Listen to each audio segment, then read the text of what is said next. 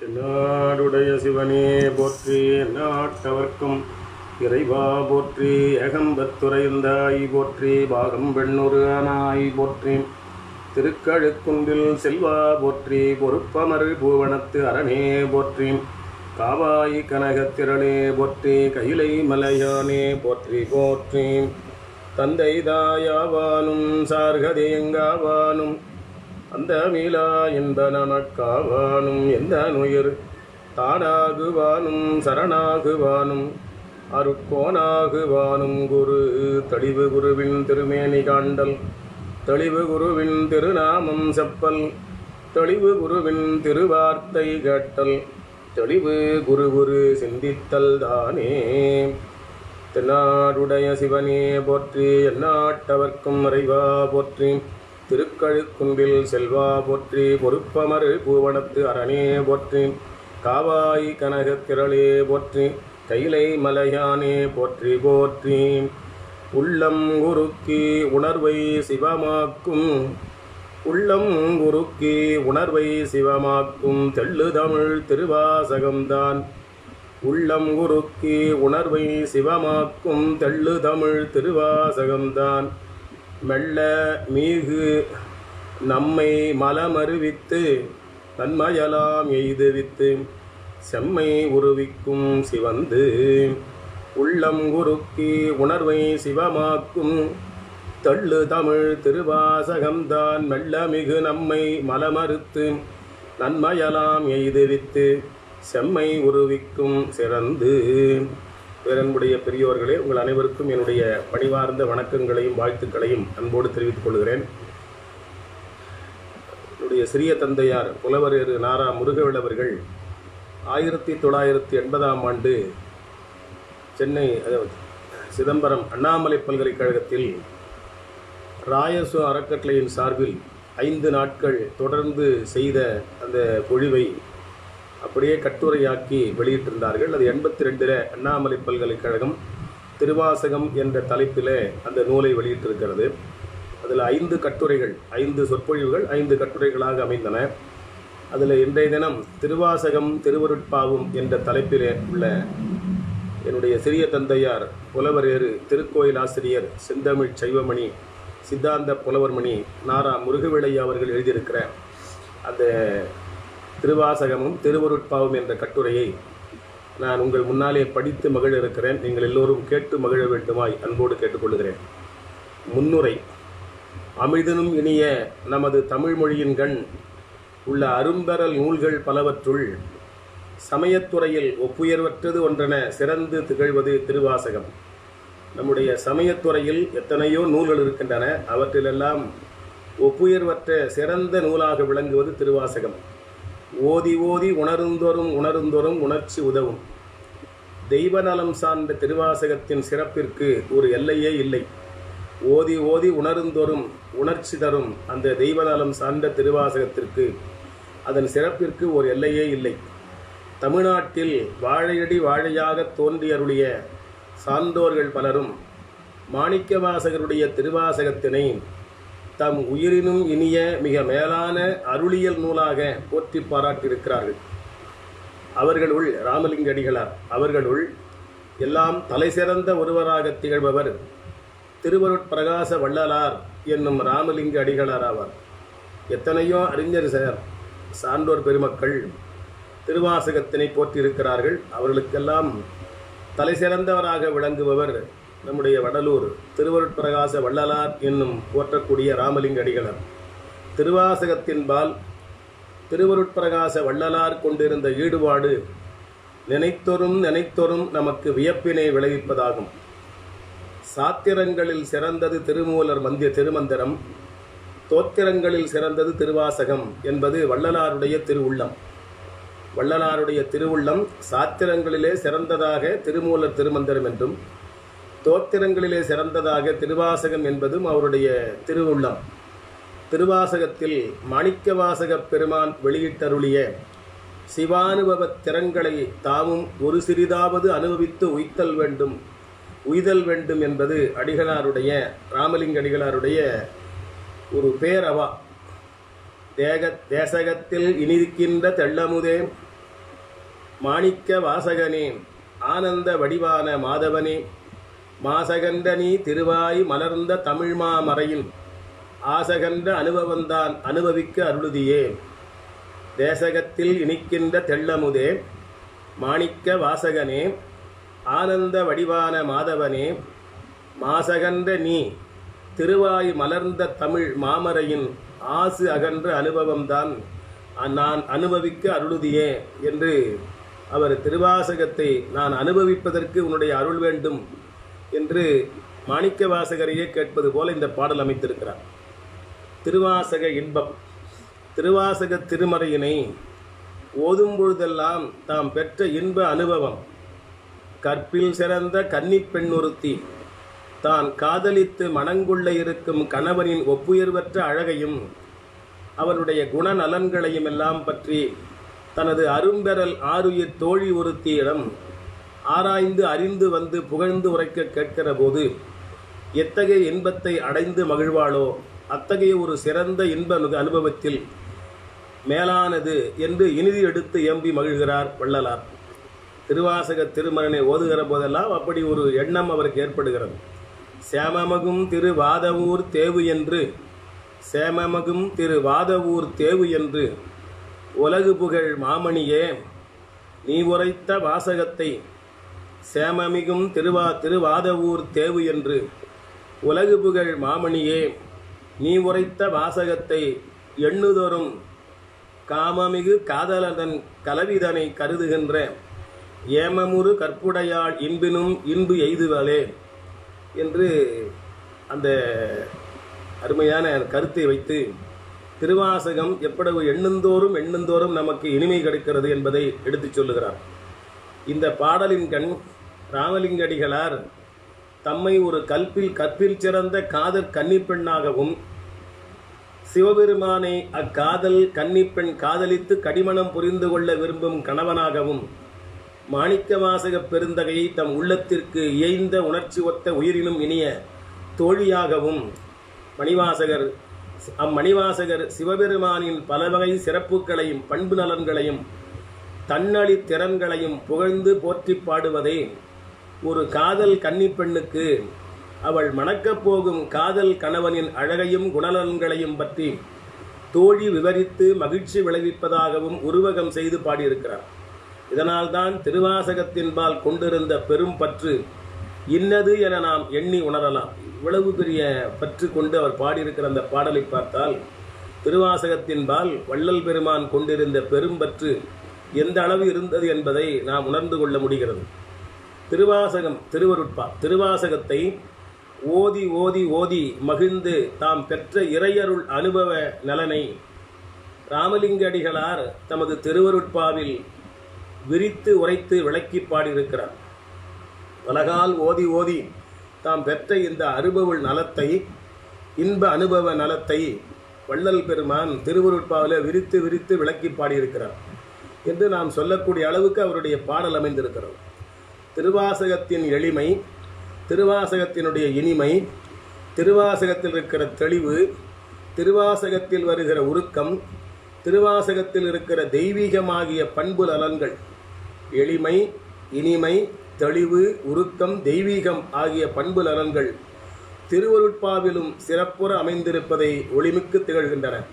திருவாசகத்தில் எப்படி இந்த எளிமை இருக்கிறது, இனிமை இருக்கிறது, தெளிவு இருக்கிறது, உருக்கம் இருக்கிறது, தெய்வீகம் இருக்கிறதோ அதுபோல திருவருட்பாவிலும் அதேபோல எளிமை, இனிமை, தெளிவு, உருக்கம், தெய்வீகமாகிய பண்பு நலன்கள் சிறப்பாக திகழ்கின்றன.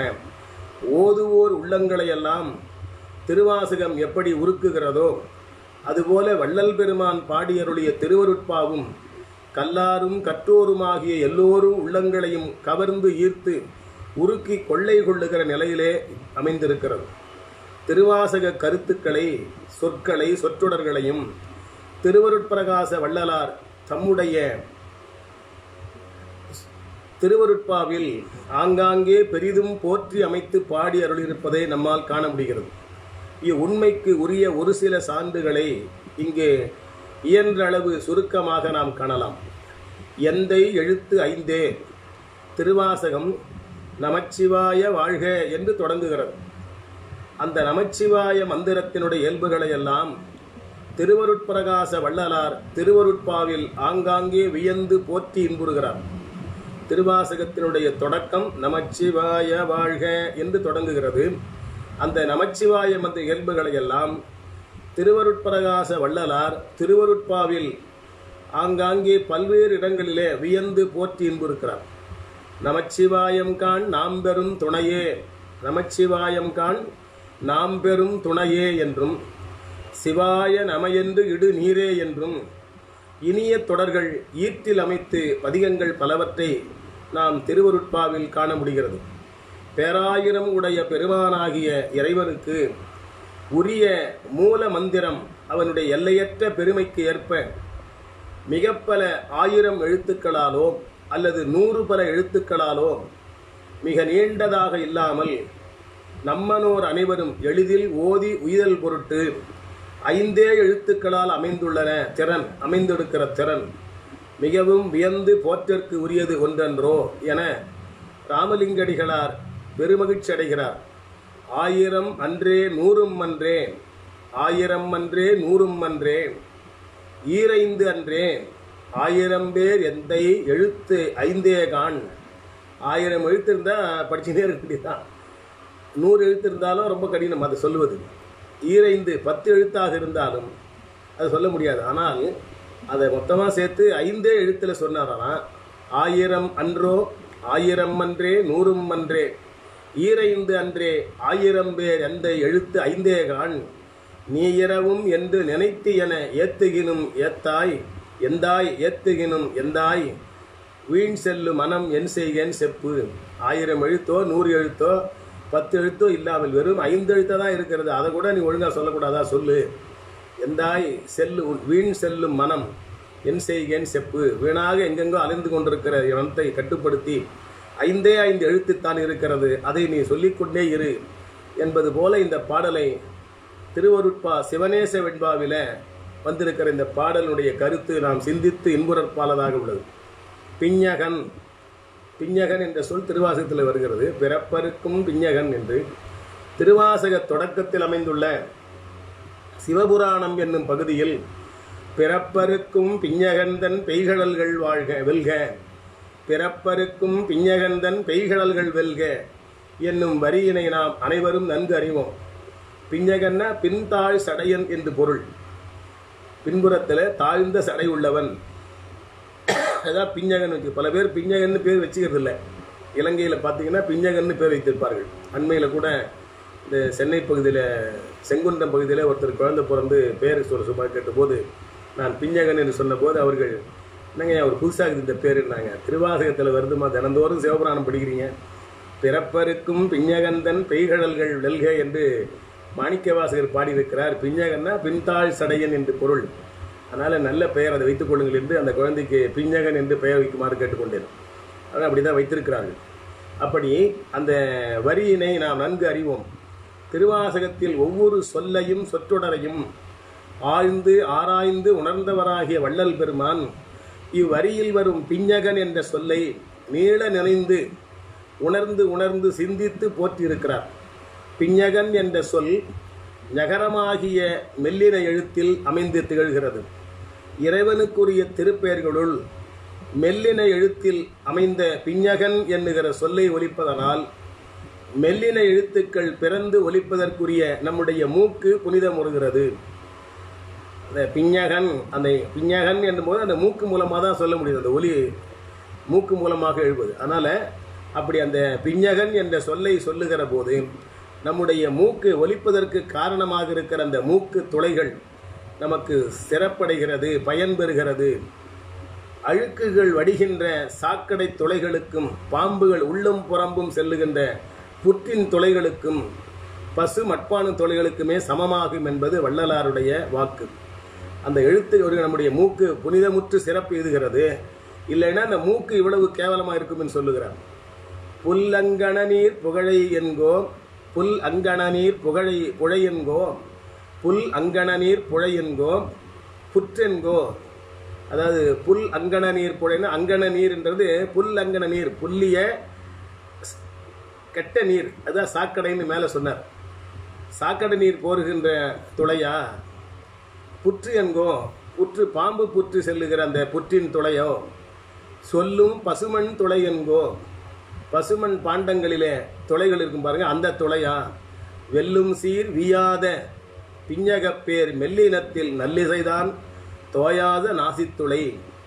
அப்படி வெல்லும் சீர் வீயாத அந்த பிஞ்சகப்பேர், பிஞ்சகன் என்கிற பேர், அந்த மெல்லின சொல்லை, அந்த மெல்லினத்தால் இருக்கிற அந்த சொல்லை நல்லிசைதான் தோயாத நாசி துணை. அதுக்கு துணை நாசிதான். அந்த சொல்ல, அந்த மெல்லின எழுத்தை நகரத்தை உச்சரிக்கிறதுக்கு மூக்கு வழியாக தான் வரணும், பிறப்பிடம் அதுதான். அப்படி அந்த இதை உச்சரிக்க முடியாத அந்த மூக்கு மேலே சொன்ன அந்த 3 புல்லங்கண நீர் புழை என்கோ, சாக்கடை நீர் வடிகின்ற துளை என்பதா? புற்று என்கோ, பாம்புகள் உள்ளும் புறம்பும் செல்லுகிற புற்றின் துளை என்பதா? அல்லது பசு நல்ல பசுமையான மட்பாண்டத்தில் ஏற்படுகிற துளை என்பதா என்று அந்த மூக்கு பிஞ்சகன் என்ற பெயரை சொல்லி நலமடையவில்லை என்று சொன்னால் இவர்களுக்கெல்லாம் எடுத்துக்காட்டாக மூக்கு அமையும் சொல்லுகிறார். என வரும் திருவருட்பா பாடல் திருவாசகத்தில் வருகிற பிஞ்சகன் என்னும் சொல்லின் ராமலிங்கடிகளார் எவ்வளவு ஈடுபட்டு சிந்தித்திருக்கிறார் என்பதனை நமக்கு தெளிவாக விளக்குகிறது. அறம்பாவம் என்னும் அருங்கயிறு. இவ்வாறே சிவபுராணத்தில் அறம்பாவம் என்னும் அருங்கயிற்றால் கட்டி என்னும் அழகிய தொடர் வருகிறது. அறம்பாவம் என்னும் அருங்கயிற்றால் கட்டி என்கிற அழகிய தொடர் சிவபுராணத்தினுடைய ஒரு பகுதியிலே வருகிறது. இந்த அழகிய இனிய தொடரின் பொருளை அழுந்தி சிந்தித்து ஈடுபட்டு நின்ற வள்ளல் பெருமான் தீவினை நல்வினை என்னும் வன்கயிற்றால் அறம் பாவம் என்னும் அருங்கயிற்றால், அது அப்படியே தீவினை நல்வினை என்னும் கயிற்றால், தீவினை நல்வினை என்னும் வன்கயிற்றால் இந்த சீவர்களை ஆட்டுகின்ற தேவே, தீவினை நல்வினை எனும் வன்கயிற்றால் இந்த சீவர்களை ஆட்டுகின்ற தேவே, நாயேன் ஏவினேர் கண்மடவார் மையல் பேயால் இடருழந்தும் சலிப்பின்றி என்னே இன்னும் நாவினையன் பால் வருந்தி கரண்டுகின்ற நாய்க்கும் நகை தோன்ற நின்ற நயக்கின்றேன், நகை தோன்ற நின்று நயக்கின்றேன், நான் ஆவினை விட்டு எருது கறந்திடுவான் செல்லும் அறிவிலிக்கும் அறிவிலியேன் ஆனவாரே என்று மகாதேவ மாலை என்ற பகுதியில் இந்த பாடலை அவர் பாடியிருக்கிறார். மகாதேவ மாலை என்கிற பகுதியில் தீவினை நல்வினை எனும் வன்கயிற்றால் இந்த சீவர்களை ஆட்டுகின்ற தேவே, நாயேன் ஏவினேர் கண்மடவார் மையல் பேயால் இடருழந்தும் சலிப்பின்றி என்னே என்னும் நாவினை என்பால் வருந்தி கரண்டுகின்ற நாய்க்கும் நகை தோன்ற நின்று நயக்கின்றேன், நான் ஆவினை விட்டு எருது கறந்திடுவான் செல்லும் அறிவிலிக்கும் அறிவிலியேன் ஆனவாரே என வரும் அந்த பாடலில முதலடிகளில அந்த அறம்பாவம் என்னும் அருங்கயிற்றால் கட்டி என்பதை அப்படியே பொருள் சொல்லுகிற மாதிரி தீவினை நல்வினை என்னும் வன்கயிற்றால் இந்த சீவர்களை ஆட்டுகின்ற தேவே என்று சொல்லுகிறார். அடுத்து மூர்க்கனும் முதலையும், இந்த ரெண்டும் கொண்டது விடாதுன்னு சொல்வார்கள். கொடிரும் பேதையும் கொண்டது விடாது என்று சொல்வார்கள். திருவாசகத்தில் போற்றித் திருவகள் என்கிற பகுதியில் கொடிரும் பேதையும் கொண்டது விடா என்னும் உலகியல் பழமொழி ஒன்று வருகிறது. அவ்வரியின் அரும்பொருளில் ஆழ்ந்து ஈடுபட்ட வள்ளல் ராமலிங்கடிகளார் முதலையும் மூர்க்கனும் கொண்டது விடா என்று பெரியோர்கள் கூறுவர். மூடனாகிய யான் நின் திருப்பெயரை நன்றாக கூறி வந்தேன், ஆயினும் அதனையே உறுதியாக கடைபிடித்து கொள்ளாமல் உன்னுடைய திருப்பெயரை 5 எழுத்து மந்திரத்தை நானும் தான் சொல்லி வந்தேன், ஆனால் அதை உறுதியாக கடைபிடித்து கொள்ளவில்லை, வாய் மட்டும்தான் சொல்லி நின்றது. இடையில் கைவிட்டு மறந்தும் இருக்கிறேன். நாணமற்ற என் வரையில் அந்த பழமொழி ஒரு வகையில் பொய்த்து விட்டது போலும் என்னும் கருத்து அமைய மேலை திருவாசக வரியின் பொருளை பின்வருமாறு திருவருட்பா செய்யுளில் அமைத்திருத்தல் நாம் காணலாம். இந்த திருவகவல்ல வருகிற போற்றி வருகிற கொடிரும் பேதையும் கொண்டது விடாது என்பதை வென்றே முதலையும் மூர்க்கரும் கொண்டது மீளவிடார், வென்றே முதலையும் மூர்க்கரும் கொண்டது மீளவிடார் என்றே உரைப்பார். இங்கு என்போன்ற மூடர் மற்ற இல்லை, நின்பே நன்றே உரைத்து நின்று அன்றே விடுத்தனன் நானில் என் மட்டும் இன்றே அக்கட்டுரை என்றே என் சொல்வது இறையவனே என்று நான் அதை சொல்லிக் கொண்டிருந்தவரை அதை என்னுடைய கைக்குள்ள கடைப்பிடியாக வைத்துக் கொள்ளவில்லை என்று அதற்காக நான் வெட்கப்படுகிறேன் என்பது போல சொல்லுகிறார். அதில் தொடக்கத்திலேயே அந்த பாடலில் நம்முடைய மணிவாசக பெருமான் போற்றி திருவிழா சொன்ன கொடிரும் வேண்டதையும் கொண்டது விடா என்ற வரிகளை அப்படியே உள்வாங்கி முதலையும் மூர்க்கரும் கொண்டது மீளவிடார் என்று அதில் செய்யுளிலே அமைத்து பாடியிருக்கிற அந்த திறம் போற்றத்தக்கது. நச்சு மாமரம் திருவாசகத்தில் திருச்சதகம் என்பது ஒரு பகுதி.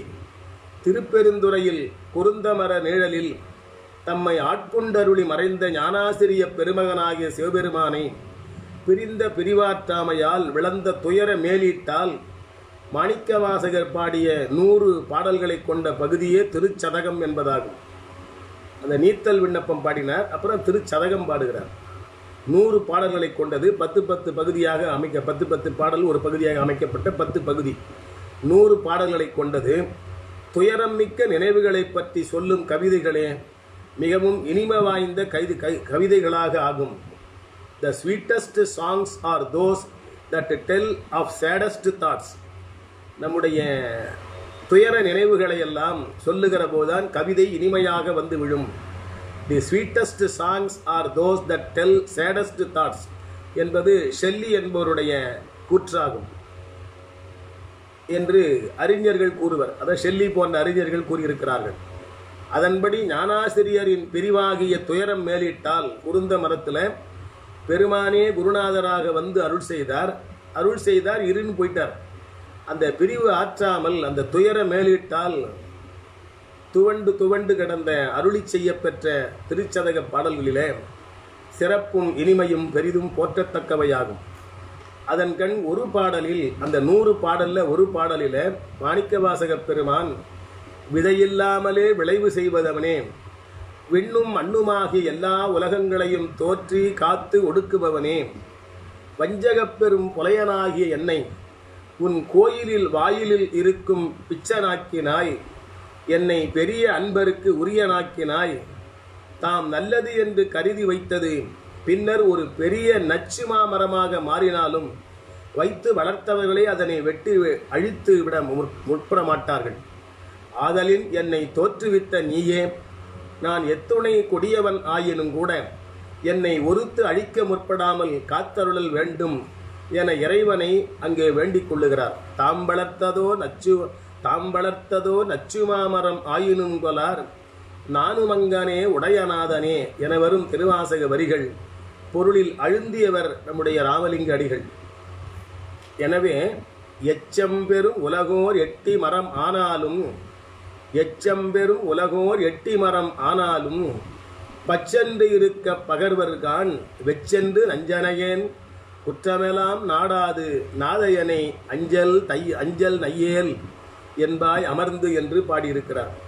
அந்த நச்சுமா மரமாயினும் கொலார் என்பதை இங்கே எச்சம்பெரும் உலகோர் எட்டி மரம் ஆனாலும் அதை வெட்டி வீழ்த்ததற்கு எண்ண மாட்டார்கள், வச்சு வளர்த்தவர்கள் அதை வெட்டி வீழ்த்த மாட்டார்கள் என்கிறார்.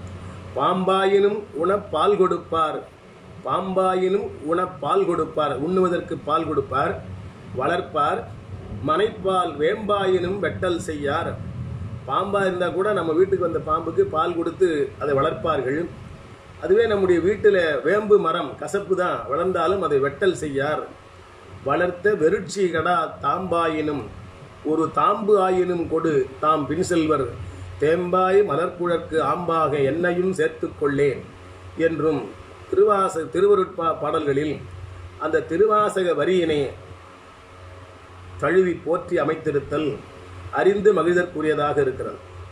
அடுத்து பட்டி மண்டபம் ஏற்றினை. மாணிக்க வாசகர் தம்மை இறைவன் கட்டறுத்து ஆண்டு கொண்டான். கண்ணார நீரிட்டு அன்பர்களுக்கும் பிறரும் காணும்படி 8ம் 2ம் கூட சேர்த்து எண்ணத் தெரியாத இழிந்த தம்மை உயர்ந்த புலவர்கள் பலரும் கூடி ஆராய்ச்சி சொற்போர்கள் நிகழ்த்துகின்ற பட்டி மண்டபத்தில் ஏற வைத்தான் என்கின்றார் மணிவாசக பெருமான். தமக்கு இறைவன் செய்த அருள் நலத்தினை பட்டி மண்டபம் ஏற்றினை என்று பாடுகிறார். தம்முடைய தகுதியற்ற தன்மையினை 8னோடு 2ம் அறியேனே என்றும் பாடுகிறார். அப்படி பாடியிருக்கிற திறன் நெஞ்சையள்ளும் சிறப்புமிக்க செஞ்சொல் வரிகளாக உள்ளன. இந்த வரிகளில் ஈடுபட்ட வள்ளல் பெருமான் எட்டிரண்டும் என்றால் மயங்கி எந்தனக்கே எட்டாத நிலையெல்லாம் எட்டுவித்த குருவே பட்டி மண்டபம் ஏற்றினை என்று பாடியது போல அங்கே எட்டும் இரண்டும் என்று சொன்னதெல்லாம் அப்படியே இணைத்து எட்டும் இரண்டும் என்றால் மயங்கிய எந்தனக்கே எட்டாத நிலையெல்லாம் எட்டுவித்த குருவே என்றும் ஓதி உணர்ந்தவரெல்லாம் என்னை கேட்க எனைத்தான் ஓதாமல் உணர்ந்து உணர்வுறச்சை உறவே என்றும் நாட்டார்கள் சூழ்ந்து மதித்திட மன மேடையிலே நடுவிருக்க எந்தனையே நாட்டிய பேரிறைவா என்றெல்லாம் மாணிக்கவாசகப் பெருமானுடைய பாடல் வரிகளை உள்வாங்கிக் கொண்டு பலவாறு போற்றி பாடி பரவி இருக்கிறார். அடுத்து திருவம்பாவை. திருவாசகத்தில் வரும் திருவம்பாவை என்னும் பகுதியில் சிறப்பை அனைவரும் அறிவர். ராமலிங்க அடிகளார் அதன் கண் தனிச்சிறப்பான ஈடுபாடு கொண்டிருத்தல் வேண்டும். அந்த திருவம்பாவை பகுதியிலே அந்த பாடல் பகுதியை ராமலிங்க பெருமான் அது ஒரு தனிச்சிறப்பும் ஈடுபாடும் கொண்டிருத்தல் வேண்டும் என்பதை அருட்பெருஞ்சோதி தனிப்பெருங்கருணை என வள்ளல் பெருமான் எழுப்பிய அருள் முழக்கம் அது கேழில் பரம்சோதி கேழில் பரங்கருணை என்னும் திருவம்பாவை வரியினை அடியொற்றி அமைந்ததாகவே தெரிகிறது. மேலும் திருவம்பாவை வரிகளுள் ஓதவுலவா ஒரு தோழம் தொண்டருளன் என்பது ஒரு சிறந்த வரியாகும். இதன் கண் வரும் தோழன் என்னும் சொல் சுந்தரரை குறித்தது ஆகல் வேண்டும் என்று சில அறிஞர்கள் கூறுவர். அது தோழன் என்ற பொருளில கொண்டு அது தோழம் என்ற சொல், அந்த சொல்லில் வருவது ஒரு தோழம் தொண்டருளன் என்று தோழன் என்று சொல்லு கருதி அது சுந்தரரை குறித்து ஆகல் வேண்டும் என்று அறிஞர் சிலர் கூறுவர். ஆனால் மற்றும் சில ஆராய்ச்சியாளர்களோ அப்படி அல்ல, அது தோழம், அந்த இன் என்பது இம் விகுதி, கடைசியில் வர எழுத்து 2 சுழி இன்னல்ல, அது இம் என்பது எண்ணற்ற பல கோடி கொண்ட ஒரு பேரெண், மிகப்பெரிய எண். அது தோழம் என்பது கோடி, லட்சம், 10 லட்சம், கோடி, 10 கோடி, 100 கோடி என்பது போல அது ஒரு பெரிய எண், பேரெண் என்ற வகையில் பல கோடிகளை கொண்டது என்று சொல்லுவார். இத்தகைய ஆராய்ச்சி கருத்துக்களுக்கு அடிப்படையும் நிலைக்களனுமாக அமைந்த திருவாசக வரியினை ஒரு தோழம் தொண்டருளன் என்ற அந்த வரியினை வள்ளலார் தமது திருவருட்பாவில் ஓத உலவா ஒரு தோழம் தொண்டருளன் சாதல் ஒழித்து என்னை தானாக்கி பூதலத்தில் ஐந்தொழில் செய்க என்றே அருட்சோதி கோலளித்தான் வெந்தொழில் போய் நீங்க விரைந்து. மாணிக்கவாசகப் பெருமான் ஒரு தோழம் தொண்டருளன், எண்ணற்ற கோடிக்கணக்கான தொண்டர்களை கொண்டவன் சிவபெருமான் என்று சொன்ன அந்த வரிகளை அப்படியே மனதில் வாங்கி கொண்டு ஓத உலவா ஒரு தோழம் தொண்டருளன் சாதல் ஒழித்து என்னை தானாக்கி பூதலத்தில் ஐந்தொழில் செய்க என்றே அருட்சோதி கோலளித்தான் வெந்தழில் போல் நீங்க விரைந்து என்னும் பாடலில் அப்படியே ஒரு தோழம் தொண்டருளன் என்று முழுமையாக தழுவி எடுத்து போற்றி அமைத்திருக்கிற திறம் சிந்தித்து சிந்தித்து இன்புதற்குரியதாகும். பேதித்து வளர்த்த பெய்வளை திருவம்பாவையின் கண் போதரும் பேதித்து நம்மை வளர்த்தெடுத்த பெய்வளைதன் பாதத்திறம்பாடி என்னும் வரிகள் என்னும் வரி பேதித்து நம்மை வளர்த்தெடுத்த பெய்வளைதன் பாதத்திறம்பாடி என்னும் வரி அனைவரும் அறிந்த ஒன்றாகும். அது மிகவும் பொருட்சிறப்பு வாய்ந்த வரிகள். அம்பிகையே மறைப்பாற்றல் என்னும் திரோதான சக்தியாகவும் அருளாற்றல் என்னும் அனுக்கிரக சக்தியாகவும் அமைந்து விளங்குவது திறனை இந்த அரிய வரி விளக்குவதாக பெரியோர்கள் கூறுவர். மறைப்பாற்றல் பேதித்து நம்மை வளர்த்தெடுத்த பெய்வளை என்பதில் வருகிற அந்த இது மறைப்பாற்றல் என்கிற திரோதானம், அது திரோதான சக்தி அருளாற்றல் என்ற வகையில் அது அனுக்கிரக சக்தியாகவும் அருளாற்றலாகவும் அமைந்து விளங்கும் திறனை இந்த வரி விளக்குவதாக பல சான்றோர்கள் கூறியிருக்கிறார்கள். திரோதான சக்தி என்பது ஆணவம் கண்மம் மாயை என்னும் மும்மலங்களையும் தத்தம் தொழில்களை உயிர்கள்வால் இயற்றுமாறு ஏவுகின்ற சக்தி. அந்த திரோதான சக்தி என்பது ஆணவம் கண்மம் மாயை என்னும் மும்மலங்களையும் தத்தம் தொழில்களை உயிர்கள்வால் இயற்றுமாறு ஏவுகின்ற சக்தி என்று சிவஞான சித்தியார் சுபக்கத்தில் கூறப்படுகிறது. திரோதை எனப்படும் அச்சக்தி உயிர்கள் உலகியலில் அழுந்தி, உயிர்கள் வினைகளில் அழுந்தி வினைகளை நுகருங்கால் இருளாக இயக்கியும், வினைகளில் நீங்கி தூய்மை அடைந்து உயிர்கள் அருளியல் ஈடுபடுகிற போது ஒளியாக மாறி தெளிவு நல்கியும் நிற்கும். அந்த திரோதை என்கிற அந்த மறைப்பு ஆற்றல் உயிர்கள் உலகியலில் அழுந்தி வினைகளை நுகருகிற போது இருளாக இயக்கியும் வினைகள் நீங்கி தூய்மை அடைந்து நிலையில் உயிர்கள் அருளியலில் ஈடுபடுகிற போது அது ஒளியாக மாறி தெளிவை நல்கி நிற்கும். அதுதான் திரோதை. 2 போது இருக்குது. அது உலகியல் இருக்கிற போது வினைகளை நுகருகிற போது இருளாக இருக்கிறது, அருளை நுகருகிற போது ஒளியாக மாறுகிறது. முச்சினம் மருவு திரோதாயி, முச்சிரம் மருவு திரோதாயி கருணையாகி திருந்திய சத்தினி பாதம் திகழுமன்றே என்பது சிவப்பிரகாசம். இங்கனம் திரோதை என்கிற அந்த சக்தி முதலில் இருளாக இருந்து உயிர்களுக்கு வினையை நுகர்விக்கவும், பின்னர் ஒளியாக மாறி உயிர்களை அருளியலில் செலுத்தி சிவத்தை நுகர்விக்கவும் நலம் புரியும் திறனையே, அது இருளாக இருந்து உலகியல் இருக்கிற போது அது இருளாக இருந்து உயிர்களை நுகர்விக்க செய்கிறது வினையை. அதுவே உயிர்களை அருளியலில் செலுத்துக வருகிற போது அது சிவத்தை நுகர்விப்பதற்கு நலம் புரிவதாக அமைகிறது. இது அந்த திறனை அப்படியே பேதித்து நம்மை வளர்த்தெடுத்த பெய்வளை என்னும் அழகிய திருவாசகத் தொடர் அறிவுறுப்பதாக அறிஞர் பெரியர்கள் கூறுவார்கள். மதுரை சிவப்பிரகாசர் என்னும் சைவ சித்தாந்த பேருரை ஆசிரியர், மதுரை சிவப்பிரகாசம் என்கிற சைவ சித்தாந்த பேருரை ஆசிரியர் சிவப்பிரகாசம் என்னும் நூலுக்கு தாம் வரைந்த விரிவுரையில் திரோதான சக்தி பற்றி அந்த செய்யுள் 71க்கு உரிய அரிய மேற்கோளாக இந்த பேதித்து நம்மை வளர்த்தெடுத்த பெய்வளை என்ற அந்த பொருள் நலம் பொதிந்த இந்த அழகிய வரியினை பொருளில் ஈடுபட்டிருக்கிறார்.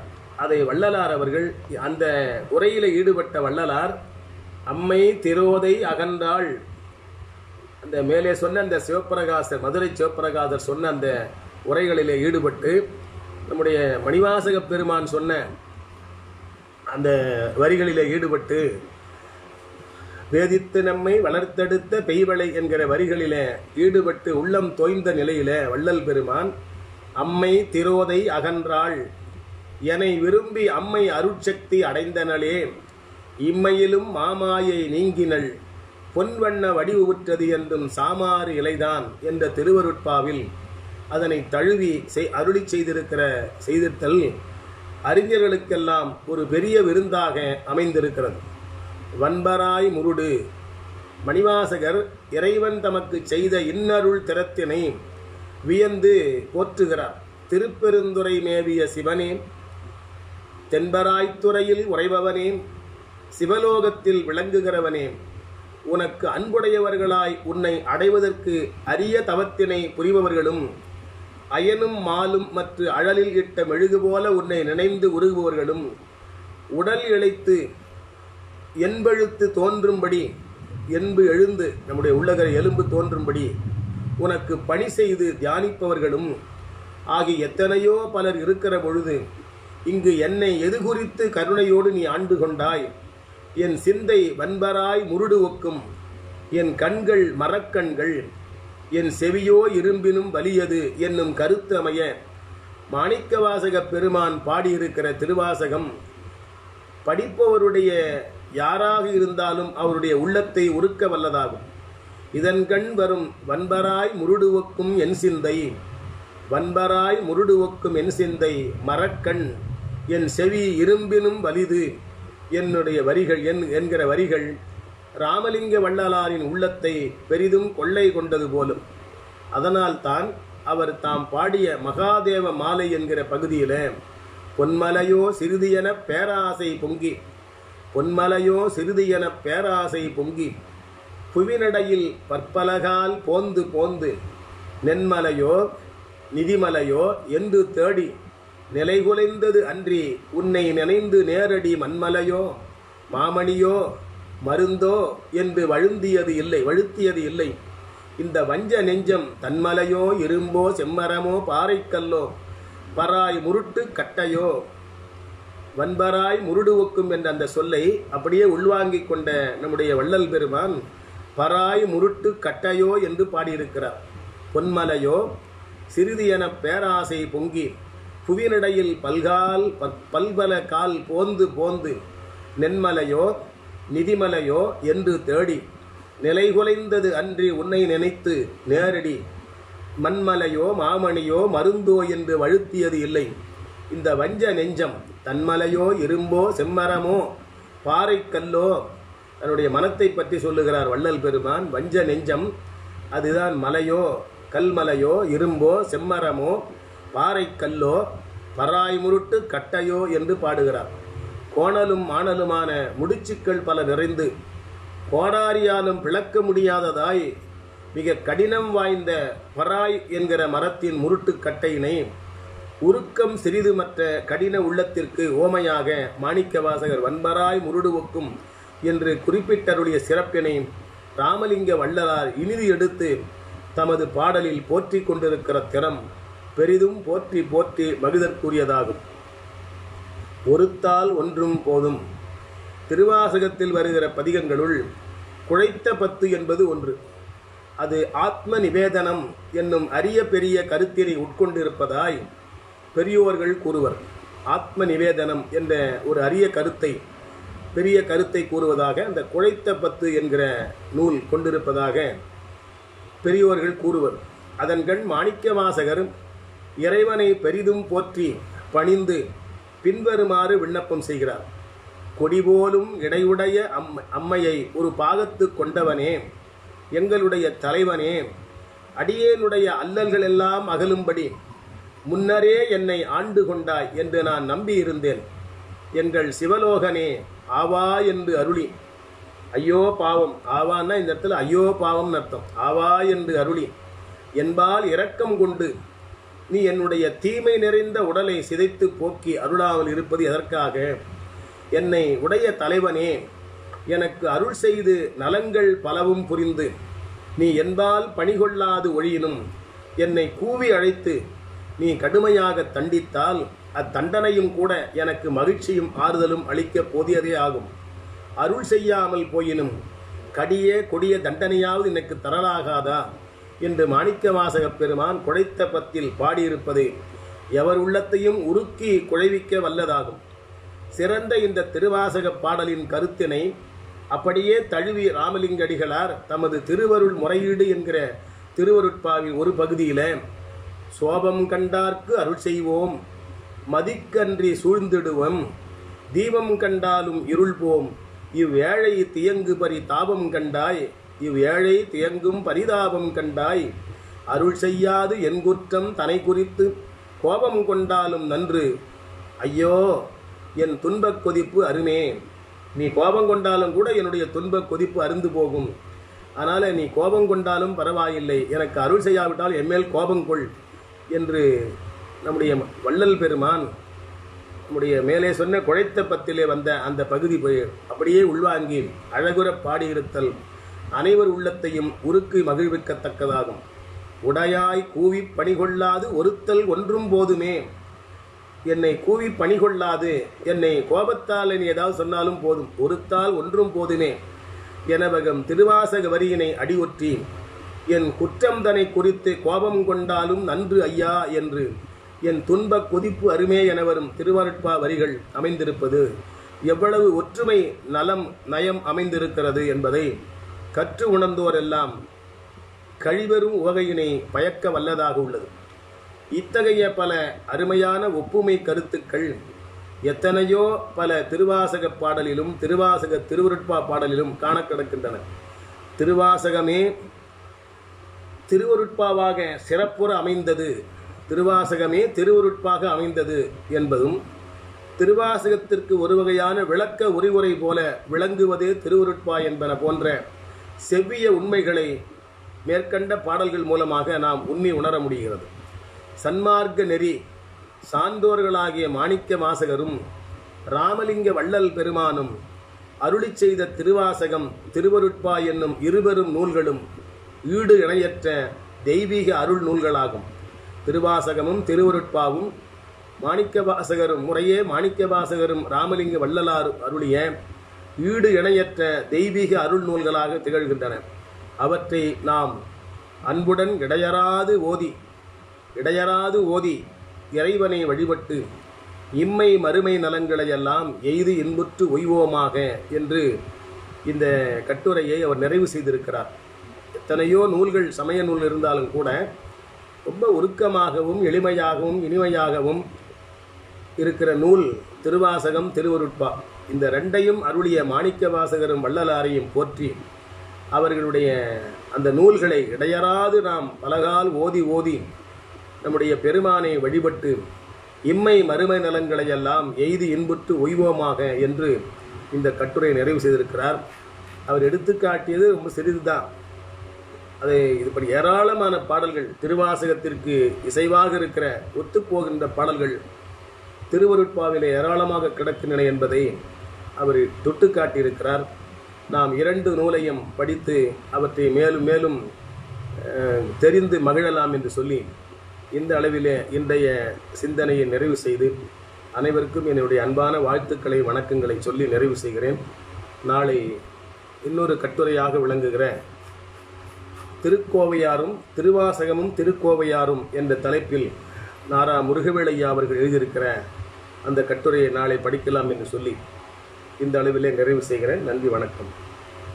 தென்னாடுடைய சிவனே போற்றி, எந்நாட்டவர்க்கும் இறைவா போற்றி, ஏகம்பத்துரையந்தாய் போற்றி, பாகம் பெண்ணுரு ஆனாய் போற்றி, காவாய் கனகத்திரளே போற்றி, கைலை மலையானே போற்றி போற்றி, திருக்கழுக்குன்றில் செல்வா போற்றி, பொறுப்பமரு பூவனத்து அரணே போற்றி.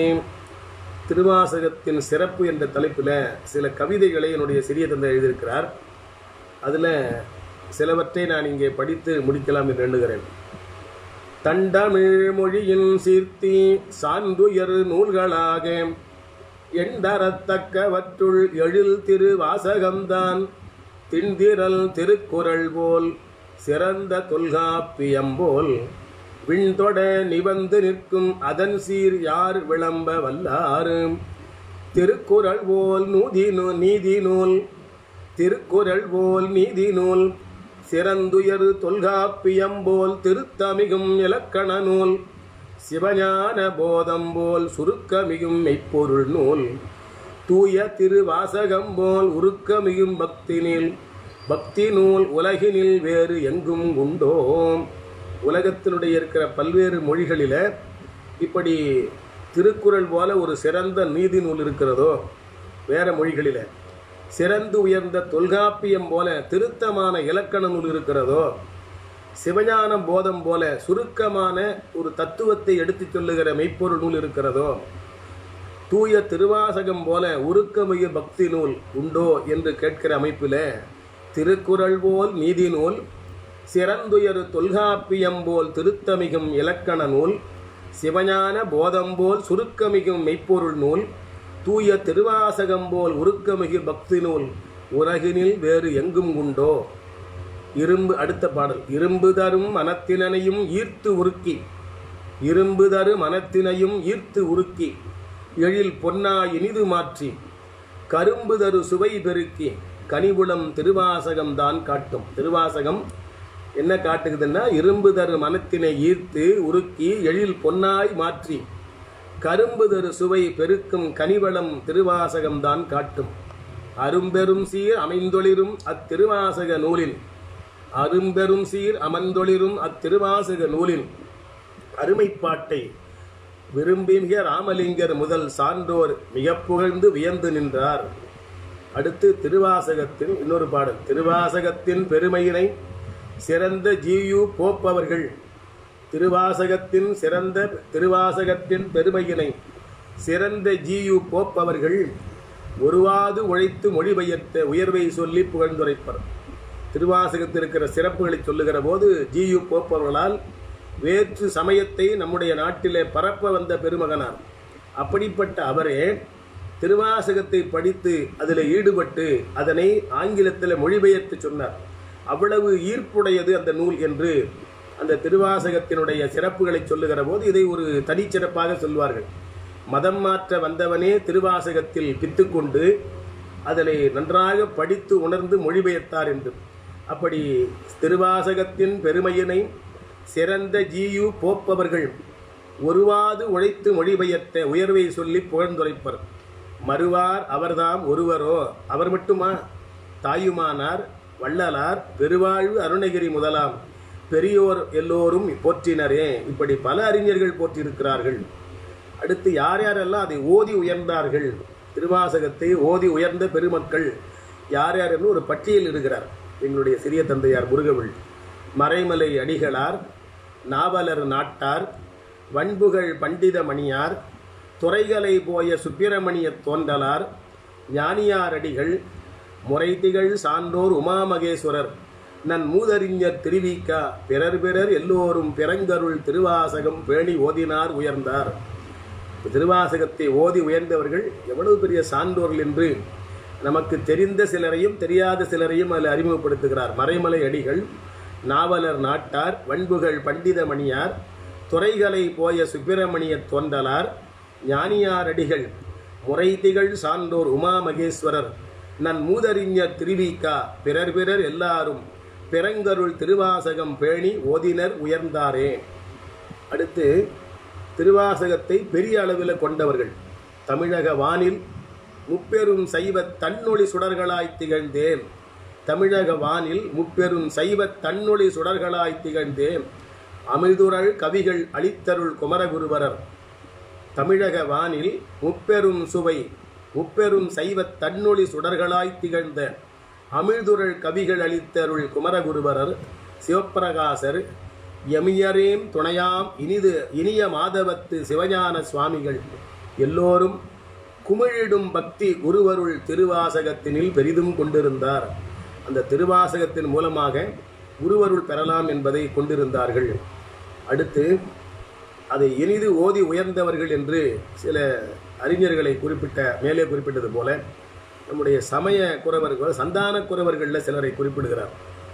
அந்த திருவாசகத்தை ஓதி உயர்ந்தவர்கள் என்று நமக்கு தெரிந்த சிலவர்களையும் தெரியாத சிலரையும் அறிமுகப்படுத்தியது போல எந்தெந்த சந்தான குறவர்கள் இதை போற்றியிருக்கிறார்கள், தத்துவத்துறையில் இருக்கிறவர்கள் என்று வித்தகம் மிகுனம் தமிழகத்துதித்து, வித்தகம் மிகுனம் தமிழகத்து உதித்து, மிக பெரும் சிறப்புகள் வாய்ந்து, தத்துவத்துறையின் தலைவர்கள் என்ன தகும் மெய்கண்டார், அருள்நந்தி மெய்திகள் நூல்கள் மிகப்பல இயற்று உமாபதி சிவம் முதல் மேலோர் எத்துணை பலரோ எழில் திரு வாசகத்தினை இனிது ஓதி உயர்ந்தார்.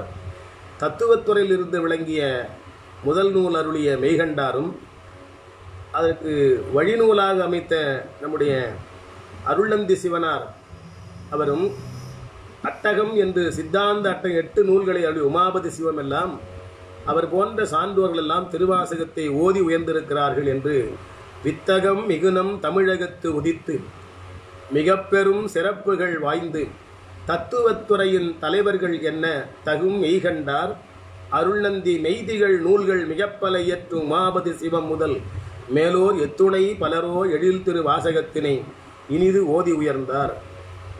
அப்புறம் இன்னொரு பாடல் திருவாசகத்தின் நல்ல காதலர்கள், திருவாசகத்தின் மேலே தூய காதல்,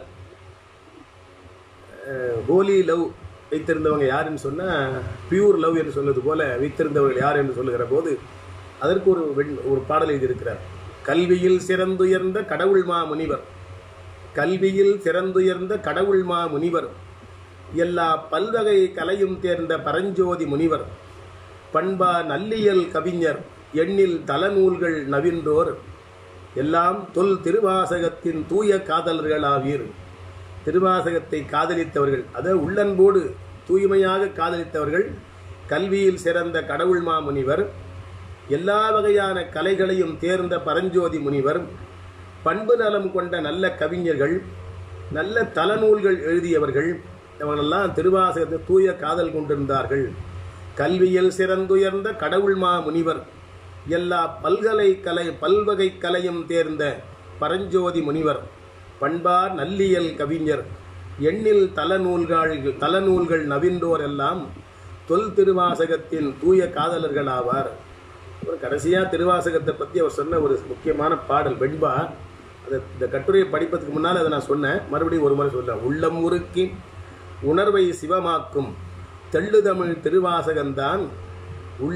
உள்ளம் உருக்கி உணர்வை சிவமாக்கும் தெள்ளு தமிழ் திருவாசகம்தான். மெல்லமிகு நம்மை மலமறுத்து நன்மையெல்லாம் எய்துவித்து செம்மையுருவுக்கும் சிறந்து. அந்த திருவாசகம்தான் மும்மை மலம் அறிவித்து நம்மையெல்லாம் பெருமானுடைய திருவடியில் சேர்க்கும், அந்த செம்மை நலம் அளிக்கும் என்பதை உள்ளம் உருக்கி உணர்வை சிவமாக்கும் தெள்ளுதமிழ் திருவாசகம்தான். மெல்லமிகு நம்மை மலமறுத்து நன்மையெல்லாம் எய்துவித்து செம்மையுருவுக்கும் சிறந்து என்று ஒரு 8 பாடல்களை புலவர் ஏறு நாரா முருகவிளையா அவர்கள் 1980 அந்த 5 நாள் சொற்பொழிவுக்கு இடையில் இந்த பாடல்களெல்லாம் எழுதி அதை வெளியிட்டிருக்கிறார்கள். அது அந்த திருவாசகம் என்கிற அண்ணாமலை பல்கலைக்கழகத்தினுடைய பதிப்பிலேயே வந்திருக்கிறது. அவர் சொற்பொழிவு ஆற்றிய 5 கட்டுரைகளோடு இந்த கவிதைகளையும் இணைத்து வெளியிட்டிருக்கிறார்கள். இந்த கட்டுரைகளை எல்லாம் படிப்பதற்கும் இந்த கவிதைகளை எல்லாம் உங்கள் முன்னாலே படிப்பதற்கும் துணை செய்த திருவருளையும் குருவருளையும் நினைந்து போற்றி நெகிழ்ந்து வணங்கி இன்றைய சிந்தனையை இந்த அளவிலே நிறைவு செய்கிறேன். நன்றி, வணக்கம். தென்னாடுடைய சிவனே போற்றி, நாட்டவர்க்கும் இறைவா போற்றி, திருக்கழுக்குன்றில் செல்வா போற்றி, பொறுப்பமரு பூவனத்து அரணே போற்றி, மணிவாசகப் பெருமான் மலரடிகள் போற்றி போற்றி. திருச்சிற்றம்பலம்.